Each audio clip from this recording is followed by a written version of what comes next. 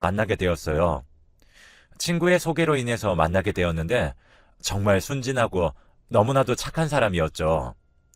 딱 눈에서도 선해 보인다는 말이 절로 나올 정도로 순박한 사람이었어요. 이 사람과 연애를 하면 정말 마음 쓰는 일은 없겠다 싶었는데 그 말이 정말 딱 맞을 정도로 저에게 너무나도 잘했고 착한 사람이었어요. 작지도 크지도 않은 회사에 다니고 있었고 어느 정도 벌만큼 벌며 살아가고 있는 사람이었습니다. 연애를 하면서도 누구보다도 저를 생각해주고 착한 사람이었죠. 그렇게 저희는 3년간의 연애를 하고 드디어 결혼을 하게 되었습니다. 아들도 하나 낳았고 그리고 몇 년 지나지 않아서 예쁜 딸까지 낳았죠. 그렇게 저희 가족은 행복했습니다. 하루하루 가족들과 보내는 시간이 너무 좋았으며 아들, 딸 둘 다 잘 낳고 살고 있다고 생각이 들었죠. 이대로만 살게 된다면 세상에서 정말 부러울 것이 없었던 가족이었어요.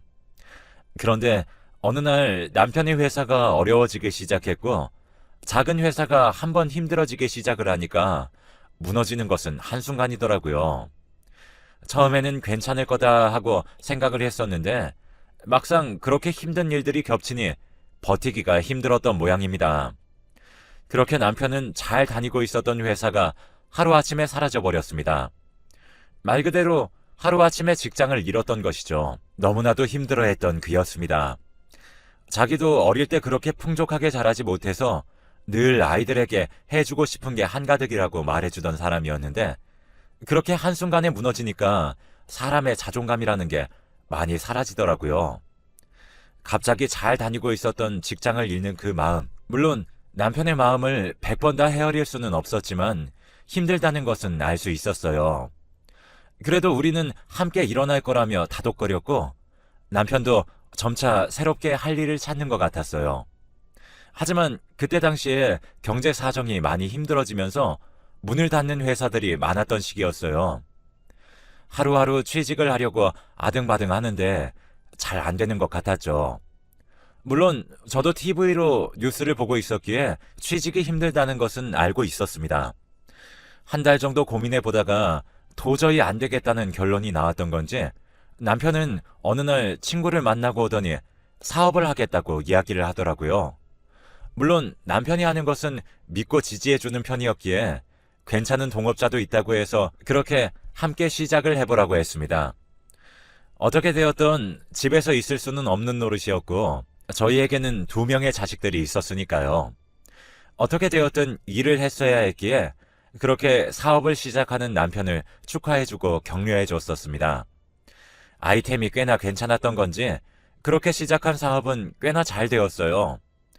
처음 몇 달은 많이 힘들어하고 집에도 들어오는 시간이 없이 뛰어다니더니 투자를 잘 받았던지 꽤나 잘 되었죠. 그렇게 거의 4, 5년 정도 사업으로 너무나도 잘 살았습니다. 저희는 그 돈으로 차도 샀고 집도 샀고 사업을 시작한 것을 참 잘했다 싶을 정도로 인생이 역전되는 기분이었죠. 물론 로또에 맞은 것처럼 그렇게 잘 되는 것은 아니었지만 그때 당시에 월세방에서 살다가 저희는 작지만 조그마한 집도 하나 살 수 있었습니다. 그리고 그렇게 남편이 갖고 싶어 했던 차도 가질 수가 있었죠. 그 정도면 어느 정도인지 아시겠죠? 먹고 살만 했어요. 아이들도 점차 학교에 들어가기 시작을 하고 저희도 나름 안정된 생활을 하고 있었습니다. 하지만 이것도 오래가지 못했죠. 사업을 시작하면서 동업자와 함께 욕심이 생겼던 남편은 조금 더 크게 사업을 벌여보기 위해 무리한 투자를 시작했던 것이었어요. 저 또한 알고 있었지만 사람의 앞날은 모르고 그렇게 폭삭 망하게 될 줄은 몰랐었기에 말리지도 못했죠. 그리고 솔직히 남자들 하는 일에 관해 잘 모르기도 하잖아요. 그냥 이렇게 하려고 한다 하길래 끄덕끄덕 했었던 거였죠. 하루아침에 가지고 있는 돈 싹 다 날리고 저희에게는 정말 그 차 하나하고 집만 남은 채 모든 것이 날아갔어요. 올라가는 게 쉬웠던 만큼 저희는 내려오는 것도 그렇게 어렵지 않더라고요. 정말 단기간에 내려와서 이게 무슨 일인가 싶을 정도로 당황스러웠어요. 남편의 인생에 있어서 두 번째의 실패, 하지만 첫 번째의 실패도 있었고 좀 막막하기는 했지만 저는 남편을 또 한 번 믿었죠. 우리는 잘 될 거라고 생각했고 이것도 인생의 경험이라고 생각하자며 그렇게 서로를 다독거렸습니다. 이번에는 제가 제안을 했죠. 제가 요리를 조금 했었거든요. 이제 아이들도 어느 정도 컸고 집을 팔고 월세로 들어가면서 그 돈으로 가게를 내어보는 것은 어떻겠냐고 말이죠. 그렇게 남편은 동의를 했고 저는 메뉴 개발을 하기 시작했고 나름 금세 완성을 했었습니다. 다른 건 몰라도 정말 요리 하나만큼은 자신이 있었거든요. 저희는 가게를 시작했고 처음에는 물론 힘들었지만 점차 자리를 잡기 시작을 했습니다. 메뉴는 딱 한 가지였는데 그것만 주력으로 밀고 나갔죠. 주로 저는 주방에서 모든 것들을 담당하고 남편은 카운터에서 일을 보는 것이었습니다. 거의 1년 정도 지날 무렵 가게를 확장해야 할 정도로 많은 돈을 벌었죠.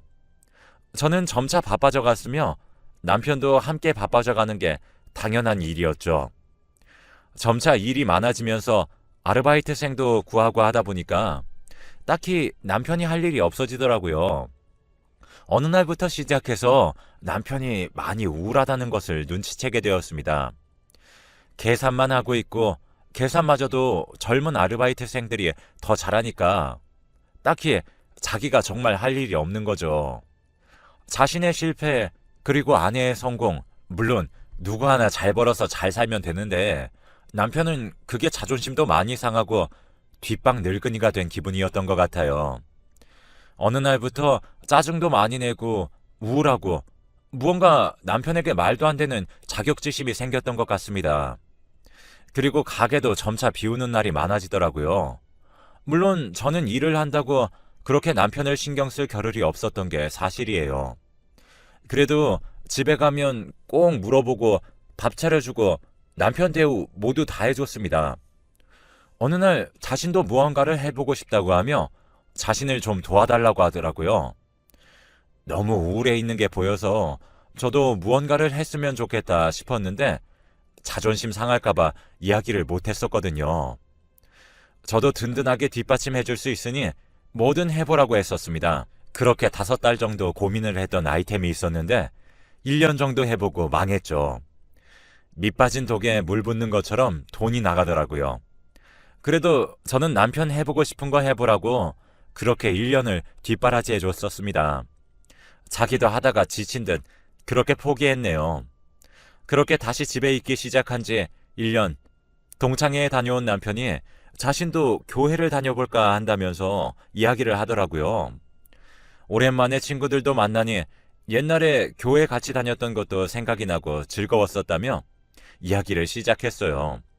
물론 종교활동도 나쁘지 않다는 생각이 들어서 다녀보라고 했었죠. 그때 당시에도 사업 실패로 인해서 많이 우울해하고 힘들어 했었거든요. 그렇게 교회를 열심히 다니기 시작했습니다.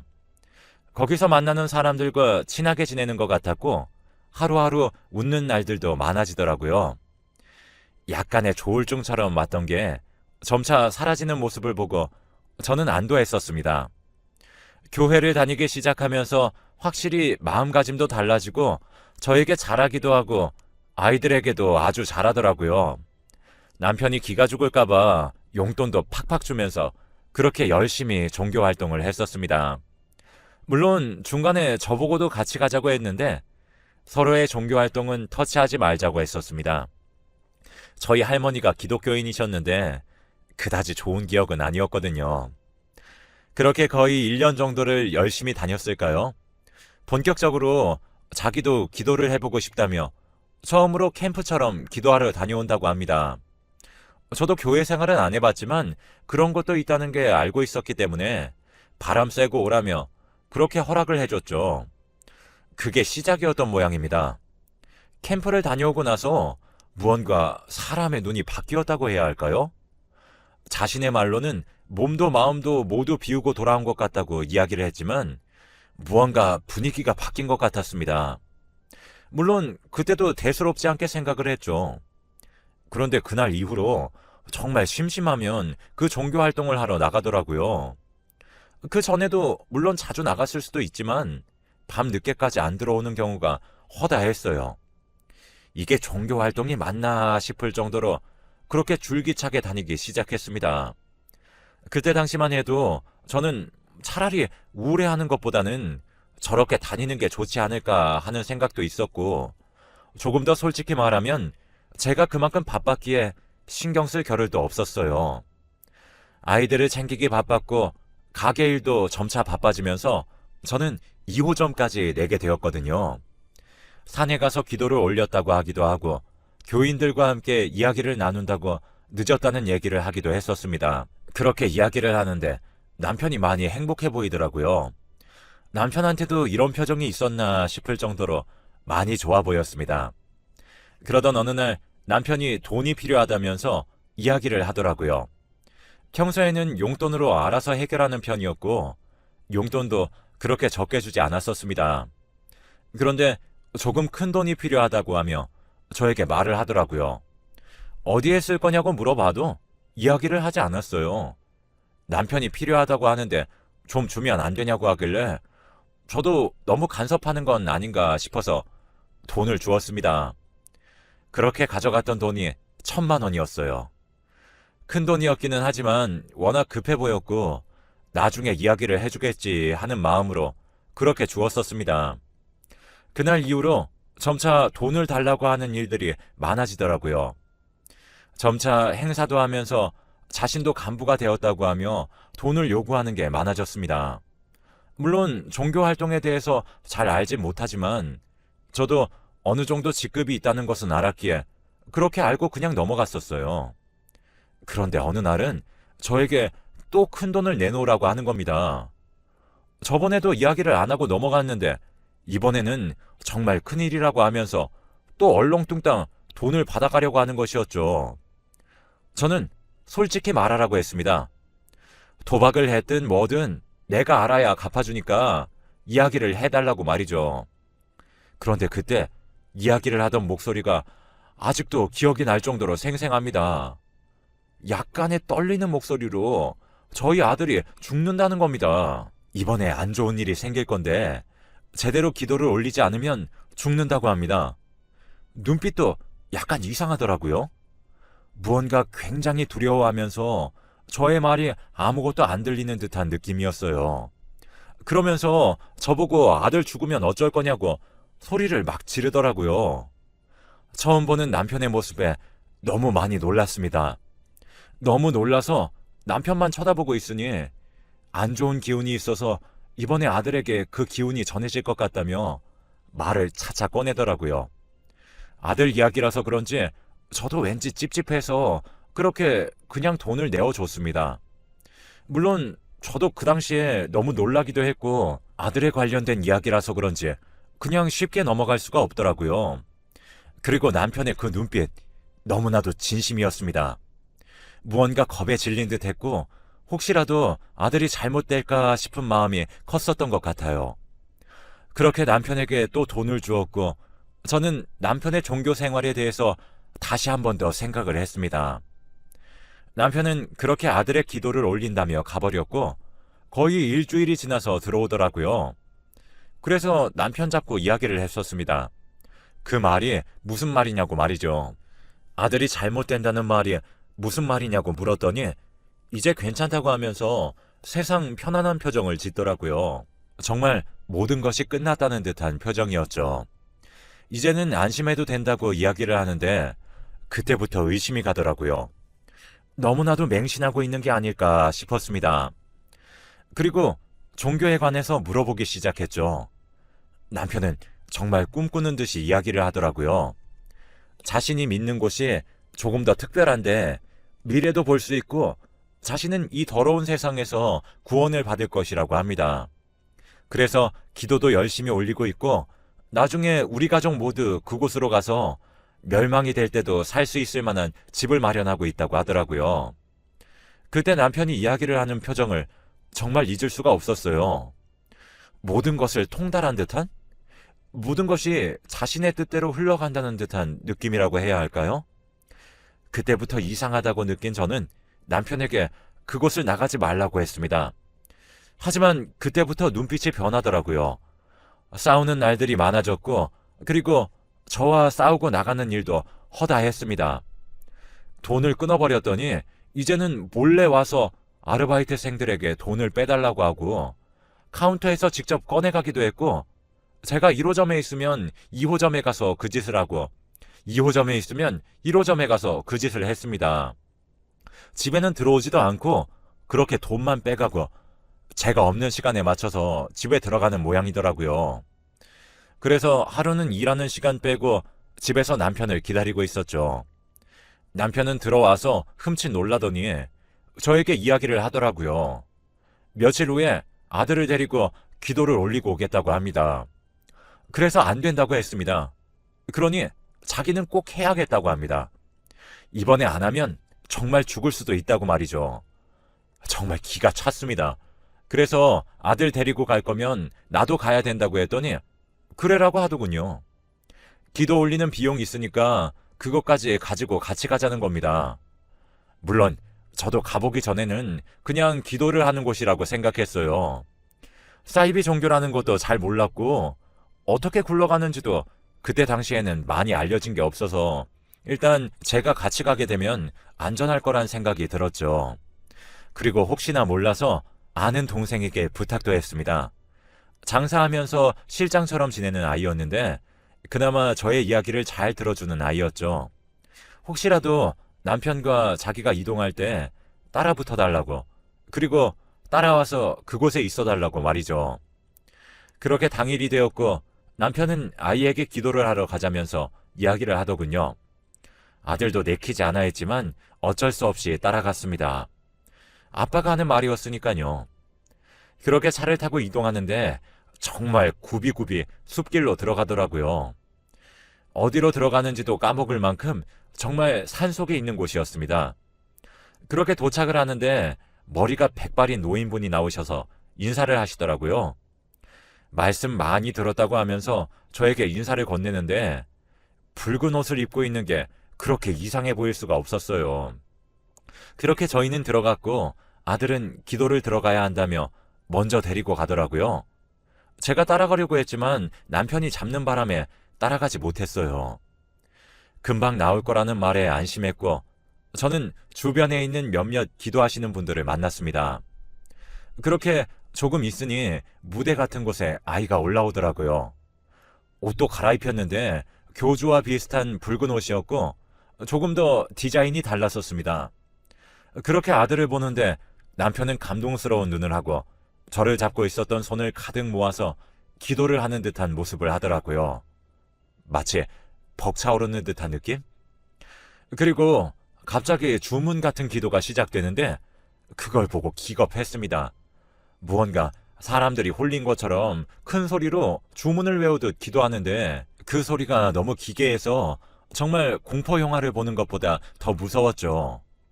더 소름 끼치는 건 옆에서 더 크게 그 주문들을 그대로 남편이 따라하고 있었던 것입니다. 아들도 잔뜩 겁에 질렸고 저도 심장이 떨어지는 듯 했어요. 너무 무서워서 꼼짝도 할 수가 없었어요.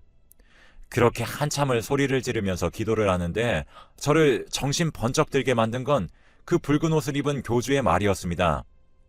신에게서 선택받은 아들은 다치지 않는다며 칼을 꺼내 들고 저의 아들의 주변으로 무언가를 그리는 듯 춤을 추듯이 움직였죠.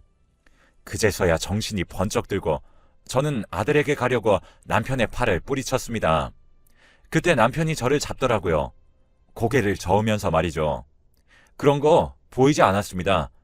잘못하다가는 다칠 수도 있었기에 남편은 다치지 않는다는 말을 맹신하는 듯 했으니까요. 그렇게 저는 교주도 뿌리치고 아들 잡고 출입구로 뛰었습니다. 그렇게 뛰는 도중에 막는 사람들도 있었는데 그것도 다 뿌리치고 그렇게 도망쳤습니다.